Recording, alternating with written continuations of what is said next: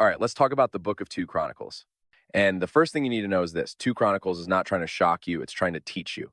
This book is written for people who already saw collapse and are asking one question: how do we not repeat this again? 2 Chronicles continues where 1 Chronicles leaves off. Solomon is king, the kingdom is united, the temple is ready to be built, everything feels stable. And this book begins at the highest possible point. Solomon builds the temple. And the book slows way down here because this is the heart of 2 Chronicles. The temple is finished, dedicated, and filled with God's presence. Fire comes down. The people worship. Solomon prays. And his prayer matters because he doesn't just ask for blessings, he asks for forgiveness before failure happens. That's wisdom. God responds to Solomon with one of the most important statements in the entire book. He says, in simple terms, if my people turn away but later humble themselves, pray, and change, I will restore them. This is not poetry. This is the framework of the whole book. And immediately the test begins. Solomon becomes incredibly successful.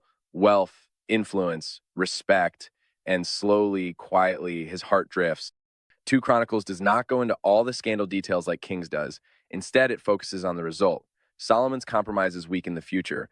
The book is showing something important. Success doesn't destroy people instantly, it distracts them first. After Solomon dies, the kingdom splits. Rehoboam becomes king, and right away, the people ask him for relief. Less pressure, less control. He ignores wise advice and listens to pride. The kingdom fractures. This is written clearly in the book. Now comes the pattern of 2 Chronicles. And this is where the book becomes very intentional. It focuses almost entirely on Judah, the southern kingdom. And for each king, the book keeps asking, did he seek God or not? Some kings do. When they do, the nation stabilizes. Others don't. When they don't, everything spirals. You see kings like Asa, he starts strong, removes idols, seeks God, and the nation has peace. But later, under pressure, he stops trusting God and relies on political deals. The book doesn't hide that. It shows that how you start doesn't protect you from how you finish. Then comes Jehoshaphat, a king who genuinely wants to do right. But he keeps making dangerous alliances. He partners with the wrong people. Even when his intentions are good, his decisions bring trouble.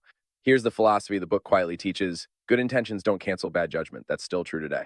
Later, Judah experiences one of its darkest seasons. Kings abandon worship, violence increases, justice collapses, and the book keeps repeating the same cycle. People ignore God as consequences come, and people cry out, God responds over and over.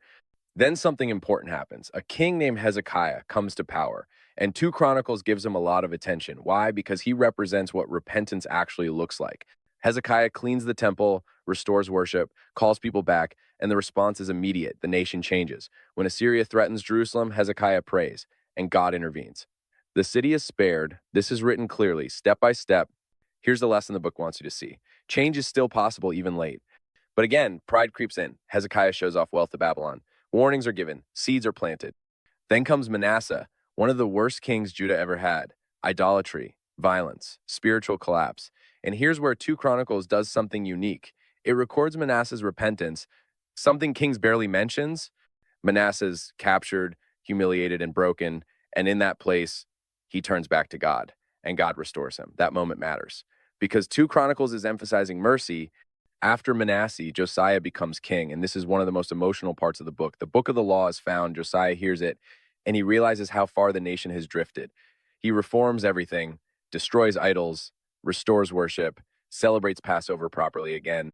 But the book is honest. Even with Josiah's obedience, the damage is deep. The nation does not fully change.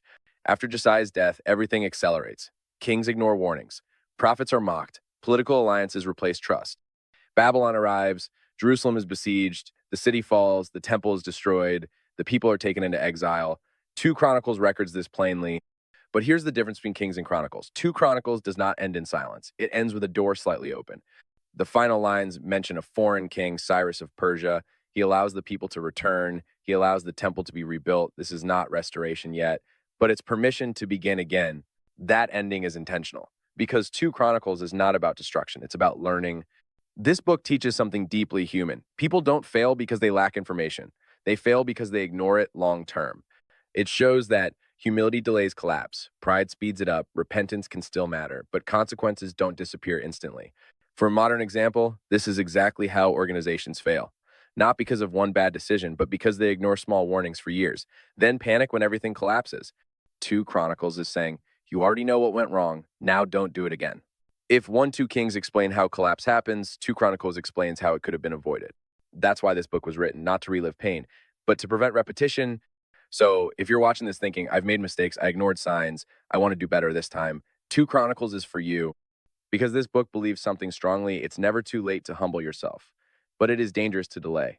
That's the book of 2 Chronicles. Not flashy, not dramatic, but deeply practical and quietly hopeful.